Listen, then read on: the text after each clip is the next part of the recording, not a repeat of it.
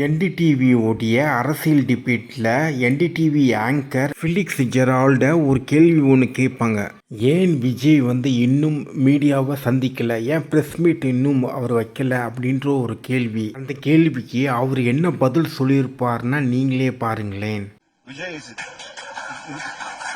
Vijay is living in every homes, every households of Tamil Nadu.